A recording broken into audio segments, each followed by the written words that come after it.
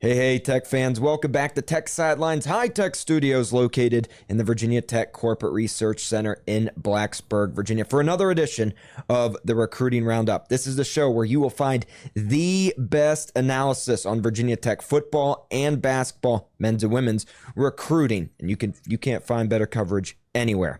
If you haven't checked out our past episodes, go ahead and click this little bubble that popped up on your screen, and you can get caught up on previous editions of the Recruiting Roundup.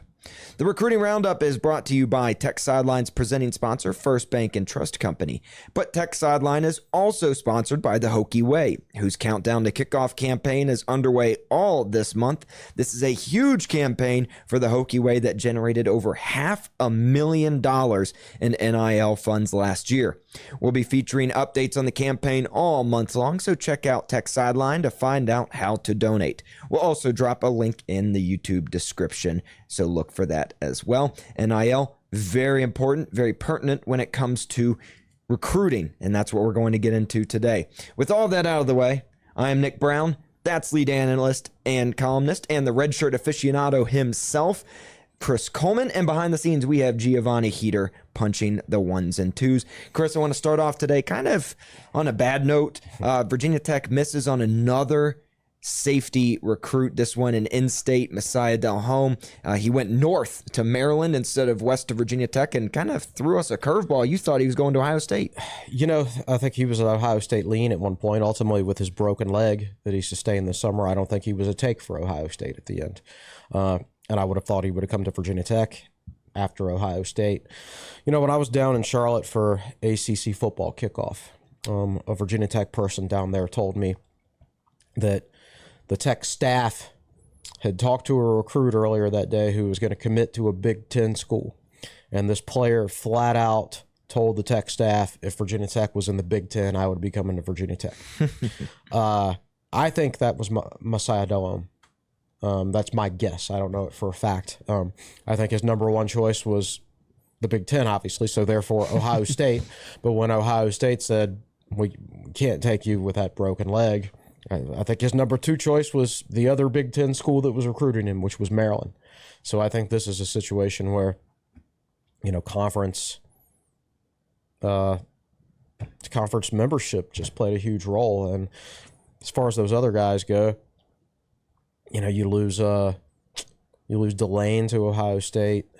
I guess Kendall Daniels is a disappointing one because you lose him to South Carolina. Like, yeah. You totally, if a guy's going to Ohio State, or if a guy just says Big Ten, there's nothing you can do about that really as a recruiter. I guess Kendall Daniels is probably the most disappointing one. Yeah, so now I guess you could say 4 or 5 safety recruits. You got Messiah DelHomme, Fahim Delane, Kendall Daniels, Jadon Blair down in North Carolina, and then Major Preston. People forget about going to Ole Miss. Is that a concern that Virginia Tech's now missed on 4 or 5 prominent safety recruits? Yeah, to a certain extent. I think Virginia Tech has done pretty well recruiting safeties the last couple of years. The good thing is, you know, they've got a true sophomore in Mose Phillips.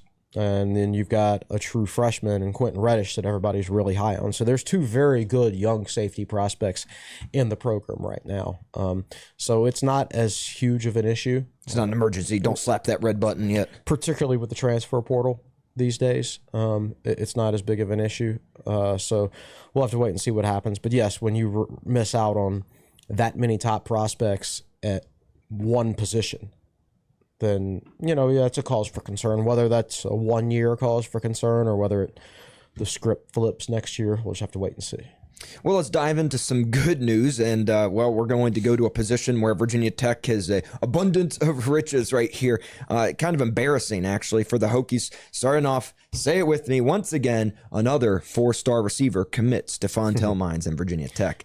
This one caught you and I off guard. We were here in the office, and we're like, whoa. Shamarius Peterkin has committed to Virginia Tech because we thought 100% he was headed off to Raleigh and going to be part of the Wolfpack. So did NC State. You know, Pack Pride is the NC State 247 side, and they put in a crystal ball for him 3 or 4 days before his announcement, and those guys really know what's going on with NC State recruiting. He was considered an NC State lean the entire time, even by me.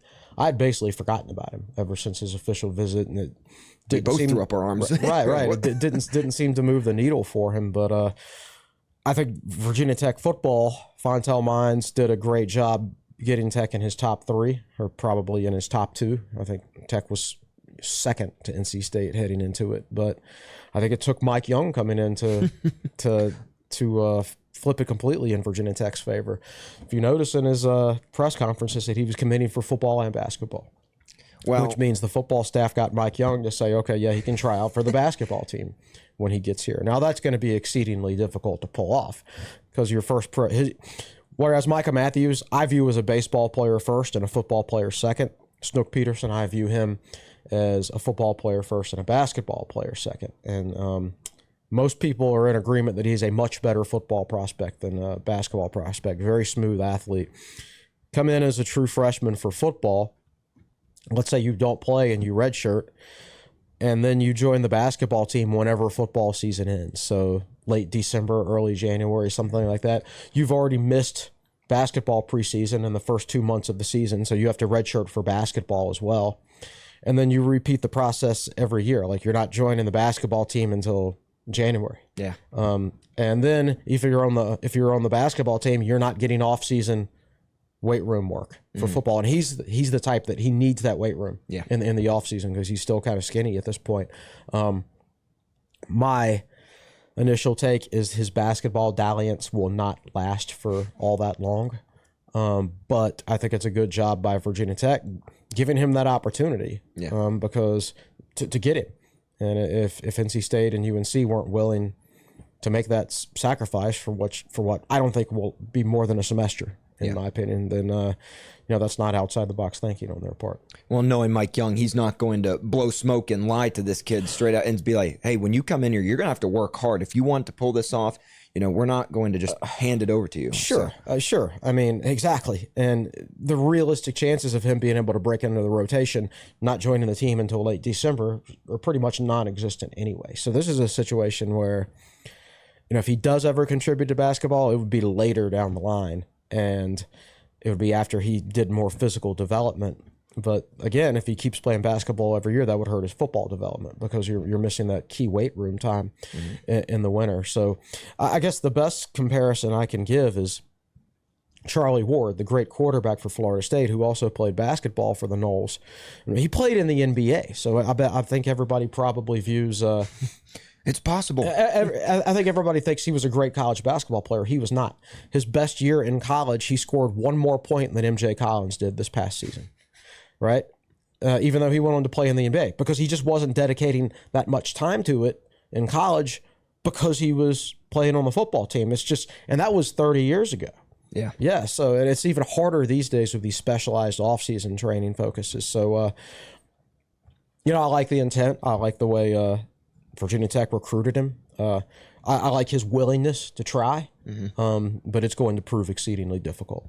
Let's go over some football stats first. 12 receiving touchdowns last year for a team that went 8-5. Teammates with Jadon Blair, who I mentioned, the safety that committed to Notre Dame, out of Mount Tabor High School in Winston-Salem, North Carolina. 6'2", you mentioned it, skinny, 172. You compare that to Micah Matthews, who's 6'2" and over 200 pounds. And I was looking at Shamarius' his film. Obviously, we're having this rolling right now.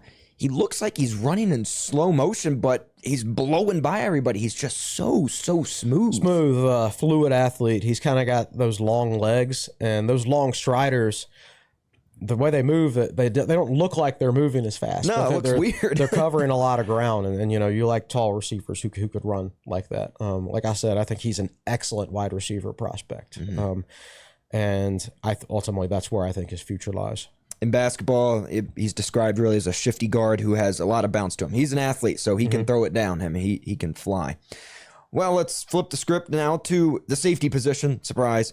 It's kind of ironic that just a few weeks ago, Brent Pry sat in front of the media and said, well, with this new scholarship limit, the age of the walk-ons is dead. And, well, today we're going to be talking about the sons of one of the most successful Virginia Tech walk-ons, and Michael Stuewe was part of that 1996 team that beat 3 ranked teams to end the regular season 10-1. Anyways, his son Luke Stuewe this past Sunday committed to Virginia Tech, and it looks like first he was going to play wide receiver, and then at the end it flipped over to safety. Is that where he's going to be playing? He's a guy who could play either position, and I think the position he starts off with, we'll see how the roster looks at both positions at that time. His dad was a wide receiver. Most of his highlight film is of him playing wide receiver, but there's some good safety play on there. He's got a nose for the ball in the passing game as a safety, which you like. I anticipate that he would probably play free safety for the Hokies. But yeah, I think right now, if he got here tomorrow, I think they would probably put him at safety first, especially when you consider how this recruiting class is going. There's a billion wide receivers, and you, like we've talked about, we've struck out on the Hokies have struck out on a few safeties. So yeah, I think that's probably where he'll start out, but has the potential to go either way. He's still got another year of high school, so it depends on development as well. 6'2", 195 pounds, out of Avon Lake, Ohio, who went 7-5 in 2023. He's not the fastest kid in the world, but he's very physical, and he'll put his nose right into your mouth. And then he's also a true ball hawk, like you said. Very smart safety, can read the field excellent, and that's what stood out to me in his tape. He's got a really good frame. Assuming that 6'2" height is accurate. He's taller than his dad. It looks like he's got long arms, which could plays as a free safety and as a wide receiver, right? So, coming from his dad's stock, his brother's also a college football player. Coming from that stock, he'll have a very strong work ethic when he gets in here. I think he'll be a guy who understands how development works in college football and how patience works, and that you're not going to step foot on campus right away and play right away, especially with 105 scholarship players. I mean, it's going to be even harder for guys to play early now, and that some high school recruits will struggle to understand that and wonder why they're not playing as soon as they get to college. I don't think he'll have any issue at all grasping that with his background, with his dad. His dad had to earn his stripes also, as well as a scholarship, right? So this is a good pickup for Tech. I like adding guys to the program like this. Let's finish today's discussion with this graphic that is now put up on your screen at the very moment. Fontel Mines. I mean, you look at the stats and the recruiting success. He's unbelievable. 6 4-stars, 5 3-stars over the last 3 recruiting classes. What makes him so successful? And the important question, the $1 million question right here, literally, how long will the Hokies have him? Yeah, that's a great question. I think he's very diligent. I think he's very personable. I've sat in his office and talked to him for 15 or 20 minutes about recruiting before. He really goes through he's an old school guy, like Jim Cavanaugh was the best all-time recruiter at Virginia Tech. Like he recommended Fontel Mines for jobs and things like that. He thinks highly of Mines and his recruiting ability. They come from the same territory. Cavanaugh actually recruited Mines out of high school originally, so they go back. I just think he does his due diligence. I think he's honest. I think he gives people opportunities when they earn it. I think you prove over time that you can be trustworthy too. That when you tell people things, when they see those things happen, they learn that they can trust you. And then the next crop of high school recruits sees that. And I think it just kind of builds on itself, and you're seeing it build on itself right now. And it's not just recruiting high school kids. He's done a great job in the portal, and he's developed those guys. I mean, Daquan Felton was not a certainty. He came from Norfolk State. We didn't know exactly what the Hokies were getting, right? Yeah. But he came in raw, and he's still kind of raw, but he developed as much as you can in 1 year, I think, and that's a testament to Mines' his coaching ability. As far as how long Tech can keep him, he makes a lot of money right now, and he's from Virginia. Tech has warded off Penn State. They've warded off South Carolina. Maybe Clemson could make a run at him one day. No, the thing is, the further away you get, like I think he could be an effective recruiter anywhere, but his specialty is obviously Richmond and Eastern Virginia, and obviously wherever wide receivers are. The further you get away from Virginia, I think the less likely he would be to be hired away. Less contacts. Like Alabama doesn't need a Virginia specialist in recruiting. They need a national specialist. Right, exactly. And he could certainly... he can recruit wide receivers anywhere. Don't get me wrong. I'm not saying he's not going to get a job offer like that. But I think Penn State, to me, was always the biggest threat because they're kind of both. Yeah. Right? They're going to recruit nationally, but they're also going to recruit the state of Virginia heavily. I think being so close to home is important to him, because you just look at his coaching career. He stayed in Virginia the whole time. And I don't necessarily think people are going to be looking to hire him as a coordinator, because I don't know. Your coordinator position is important in recruiting, but mainly from the aspect of how good is my offense or how good is my defense. Yeah. You don't want necessarily to spread your coordinator too thin. And he's trying to game plan. That should be his primary focus, not talking to recruits, trail, right? Yeah. Maybe that was one of the mistakes Tech made with Brian Steinspring. He was probably spread a little bit too thin, being a top recruiter and also a coordinator. So I don't necessarily think Tech will lose him to a coordinator job either. My concern is if somebody like Richmond says we need a head coach, and because I think their head coach is probably closer to the end of his tenure than he is to the beginning. And I said, this guy is from Richmond, well respected in Richmond. He can recruit well in Richmond. He would, like anybody from Virginia Tech, from Richmond who didn't make it would probably just straight transfer to Richmond, So I think they would look at him as a guy who would have a chance to keep the FCS talent local in Richmond and build a really, really strong program. So for me, the Richmond, if I was the Richmond AD, and I'm thinking 2 steps ahead, he's high on my list. Well, there you go. Virginia Tech's biggest threat to losing a coach, Richmond University. Well, thank you, Chris, and thank you all for tuning in from wherever you are. We hope you had a great rest of your week, and please watch some college football this weekend. 4 games on tap, and then next week it's game week. We'll be locked and loaded here at Tech Sideline with content coming across the board. We'll talk to you very soon, probably in the next few days. We'll have a lot of video content this week and all of the consecutive weeks throughout the season. For Chris Coleman, for Giovanni Hader, I'm Nick Brown saying so long and God bless.